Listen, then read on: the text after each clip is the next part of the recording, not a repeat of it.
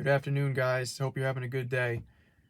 I wanted to go live the last couple nights, but I have not been able to with my kids, so I figured I'd put a video out instead and just let it gain traction, maybe. Um, there's a couple points I want to make, one being with the Rodgers trade. I think we've all seen the reports, and it's getting a little redundant. Um, but I see it. I see it clearing up by the end of next week. I think he's gonna play for 2 years. I think we already know he's gonna play for 2 years, and we're just playing that card to try to get that pick back in case he does retire. Um, but I ultimately think he's gonna play 2 years for us. Secondly, Calais Campbell signing with the Falcons yesterday morning kind of messed my morning up. You know, luckily we do still have Al Woods, Quentin Jefferson, and a couple other guys on the market still. I really don't even want to see Sue take a visit here. Like, I don't like Sue. I'm okay with him not coming here or even gaining interest from us. But at the moment, I'm almost leaning towards seeing Lawson and Clemens on one side, JJ and Huff on the other, and then have JFM work the middle with Q. We got Tanzel Smart on a futures contract, I believe, still. And we got Solomon Thomas. If we can pick up one of the free agents and then draft a guy like Jalen Carter or Mozzie Smith, Kalijah Cansey, I think we'll be in pretty good shape. I don't know. I'd like to see JFM work the middle a little bit more. The good thing about having Quinnen is you don't need a premier secondary tackle. Like, he can really improve how the whole defensive line looks with his play alone. So even though it's a little disappointing to not have Campbell coming here, like a lot of us were hoping, I think it's going to be okay because we don't have to pay the extra money for a premier player with Q on the line. Tackle and center have also been a huge point of emphasis on this offseason. A lot of people want to see us pick up Ben Jones. I'm on the fence with it. I think it'd be a great pickup, but I still think we have to go after JMS in the draft. And the top three for tackle: Paris Johnson, Peter Skoronski, Broderick Jones. We've heard all these names over and over again. I'm not big into the draft. Actually, I love the draft. I watch it every year. It's enjoyable to me. But I'm not big into college football, which is crazy because I live in South Carolina now, and in the South, it's almost bigger than pro football.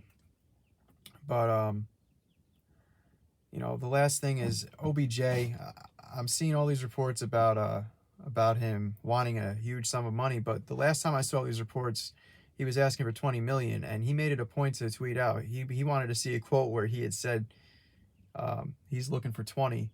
All he said was he wasn't looking for $4 million a year. I think that ultimately he's going to end up signing with us.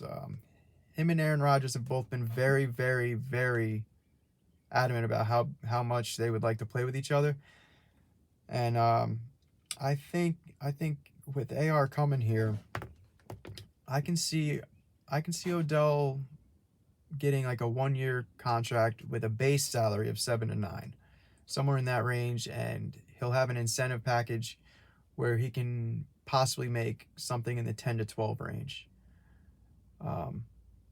But I'm not so concerned about his character as I would have been, say, like 2 years ago. I think he's gonna be in that veteran phase of his career where, he's looking for a ring.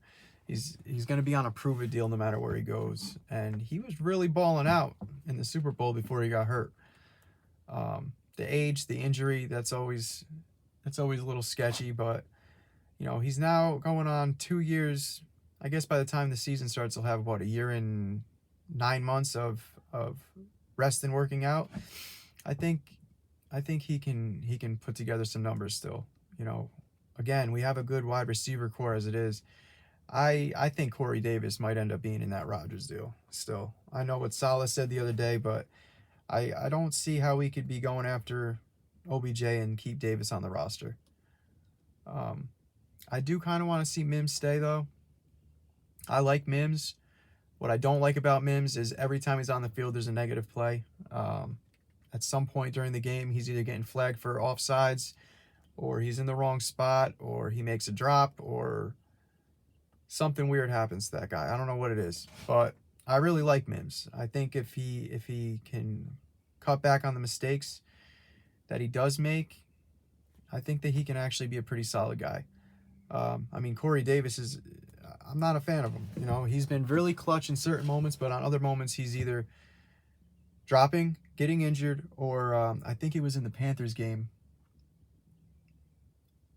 opening day 2 years ago, where he caught like a 60-yard bomb from Zach, made 2 steps, and then he fumbled it. It could have got us back in the game, but it just fell apart. So I'm okay with seeing Corey Davis go. Other than that, I'm going to try to go live. I'm working on getting my whole setup done.